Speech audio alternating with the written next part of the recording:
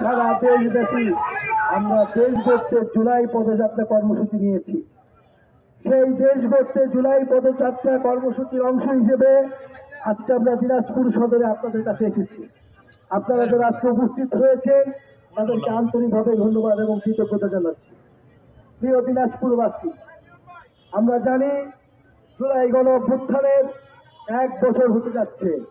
এই 1 বছরে আমাদের স্বপ্ন ছিল অনেক, আশা ছিল অনেক। আমরা ভেবেছিলাম দেশ পরিবর্তিত হবে, যে বৈষম্যহীন গণতান্ত্রিক বাংলাদেশের স্বপ্ন নিয়ে মানুষ রাজপথে নেমেছিল, দিনাজপুরের সন্তানেরা গুলি বুকে দিয়েছিল, সেই স্বপ্ন পূরণ হবে। কিন্তু দুঃখের বিষয়, সেই স্বপ্ন সম্পূর্ণভাবে পূরণ হয় নাই। 2024 সালের গণ অভ্যুত্থানের মধ্যে দিয়ে একটা ফ্যাসিস্ট স্বৈরাচারী সরকারের পতন ঘটেছে, কিন্তু একটা নতুন বাংলাদেশকে বিনির্মাণ করা এখনো সম্ভব হয়নি।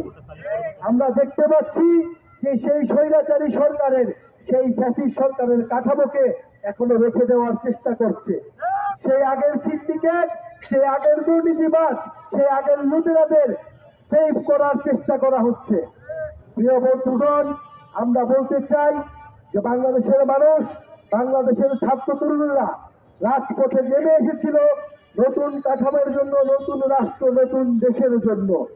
সেই একটা দলের পরিবর্তে কেবল আরেকটা দল বসানোর জন্য নয়।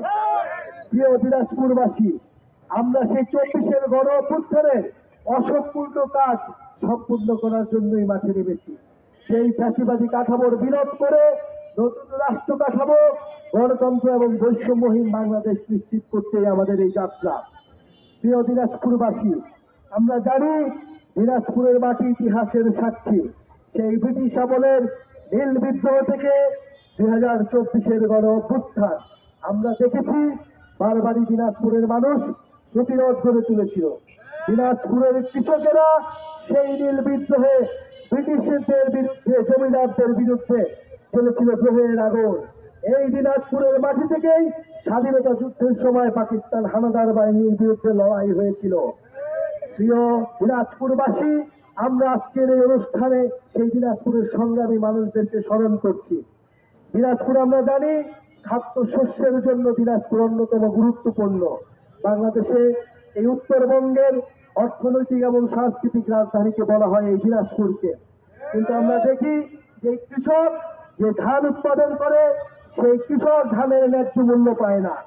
বেসরকারি সিন্ডিকেট এবং মধ্যস্বত্বভোগীদের দুর্নীতির কারণে কৃষকরা ন্যায্য মূল্য থেকে, তাদের অধিকার থেকে তারা বঞ্চিত হয়। অর্থনৈতিক এবং আঞ্চলিক বৈষম্য আমরা বাংলাদেশ থেকে চিরতরে বিতাড়িত করতে চাই।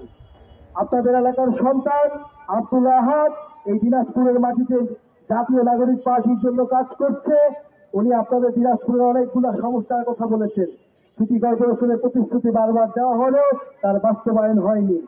এখানকার মেডিকেল সেক্টর, আমরা যে পথযাত্রা করলাম, এমন একটা রাস্তা যে রাস্তায় আমাদের বারবার পড়ে যেতে হয়েছে। এটি এত ঐতিহ্যবাহী, এত ঐতিহাসিক গুরুত্বপূর্ণ একটা শহর এরকম হতে পারে, এটা অকল্পনীয়। প্রিয় বন্ধুগণ, আমরা পুরনো রাজনীতিবিদদের জন্য, পুরনো রাজনীতিবিদদের মতো আপনাদের কাছে কোনো মিথ্যা আশ্বাস দিয়ে যাব না। আমরা শুধু এটুকুই বলবো, আমরা সব নিয়ত নিয়ে মাঠে নেমেছি। 2024-এর গণ অভ্যুত্থানে আমরা ছিলাম। আল্লাহর রহমত এবং জনগণের সমর্থনে আমরা সফল হয়েছি। ইনশাআল্লাহ জাতীয় নাগরিক পার্টি এইবারও সফল হবে। প্রিয় বন্ধুগণ, জুলাই ঘোষণাপত্র নিয়ে আমরা দেখছি টাল বাহানা হচ্ছে। জুলাই সনদ নিয়ে টাল বাহানা হচ্ছে।